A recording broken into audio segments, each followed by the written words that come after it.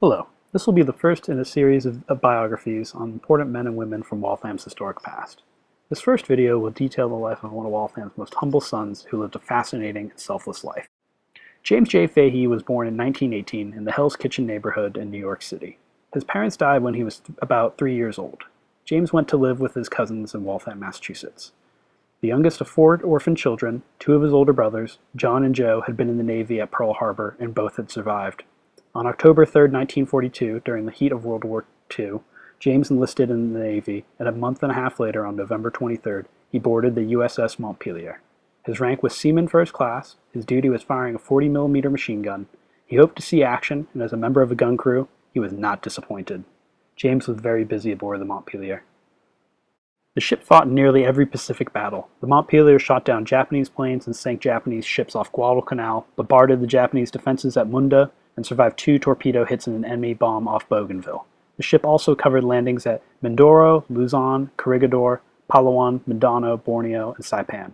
In fact, the Montpelier won 13 battle stars, which was the most of any ship in the Pacific during the Second World War.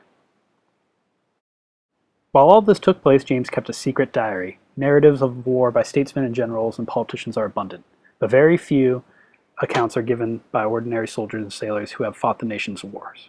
James wrote down his schedules, his meals, his feelings, and his ship's whereabouts. He had to keep this secret because it was against Navy regulations to keep a written record while aboard a naval vessel. Loose lips can sink ships, and this diary would have been valuable intelligence if it fell into the hands of the Imperial Japanese military. James wrote his diary on anything he could get his hands on.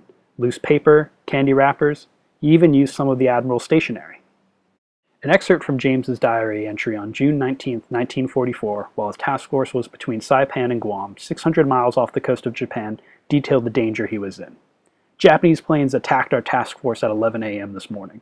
They attacked us from all directions. Japanese planes were falling all around us and the sky was full of bursting shells. Big puffs of smoke could be seen everywhere. Our ship was leading the rest of the ships. We were up front in the force, with some destroyers screening us. Bombs were falling very close to the ship. Big sprays of water could be seen and Japanese planes were splashing into the water. One Japanese plane, after dropping its load and with a charmed life, flew through a hail of gunfire as it flew over many ships, but when it got to us, we riddled it with shells and sent it into the blue Pacific. When we passed the spot where the Japanese plane was sunk, the water was all green. The pilot's goggles were still floating in the water. At the end of the war, after the United States twice dropped atomic bombs on Japan, the Montpelier was among the first Allied ships to visit Hiroshima. James walked through the ruins of Hiroshima, and the radiation poisoning he was exposed to led to health problems for James, which eventually contributed to his death. James wrote in his diary on October 22, 1945, about his experience in Hiroshima. During our 2-month stay in Japan, we visited many places and met many Japanese. The most famous place we visited was Hiroshima, where we were one of the first to see the extensive damage caused by the atomic bomb. When we saw Hiroshima, a city of approximately 500,000 people, it was deserted except for a few people walking through with white cloths over their noses and mouths. I will never forget what I saw there. You have to see it. I cannot explain it. A few frames of buildings were the only thing that was left standing. Everything was ground to dust. We passed a mother nursing her baby in the cellar of a destroyed house. She did not pay any attention to us as she sat there in the dust.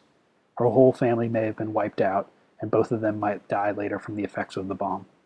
We felt very sorry for them. The only thing they owned was the clothes on their backs, and that was not much. We saw a few stumps of trees that were barren.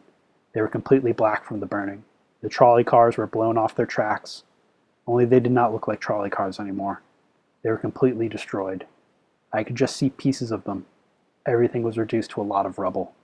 The enormous buildings, with walls over a foot thick, were all in small chunks.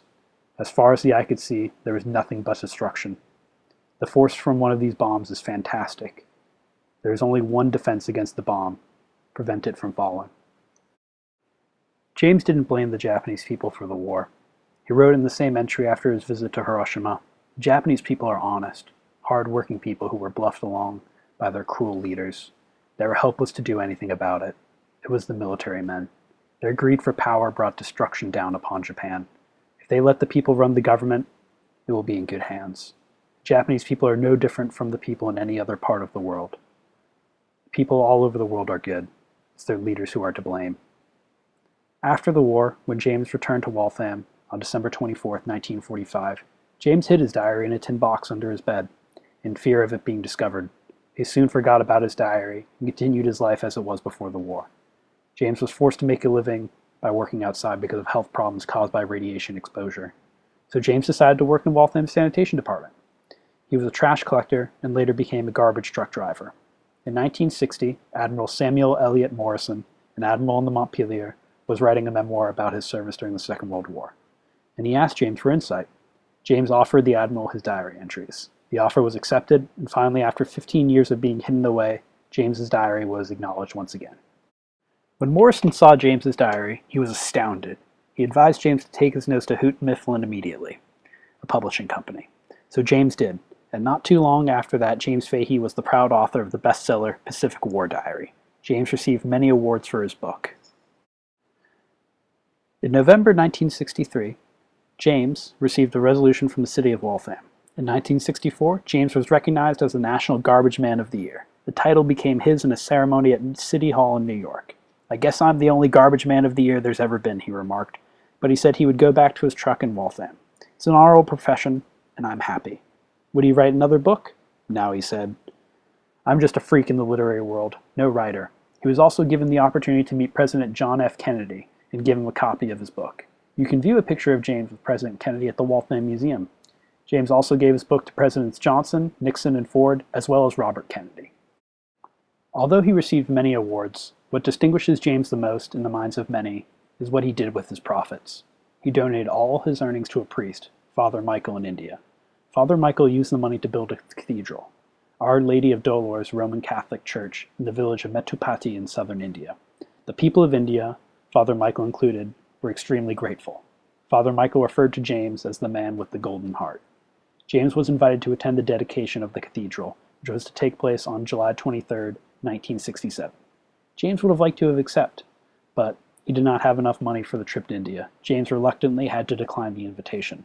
The News Tribune, Waltham's daily newspaper, had been following the story of the cathedral in India. When a reporter at the Tribune heard about James's dilemma, he decided to take action. The Tribune started a fund to pay for James and his wife Adele to attend the dedication. Many generous Waltham citizens contributed whatever they could to James's fund. The fund was so successful that not only did James and Adele get to attend, but James also invited his friend, Admiral Morrison, to attend. After all, if it wasn't for Morrison, James would never have had the diary published. Therefore, no cathedral would ever have been built.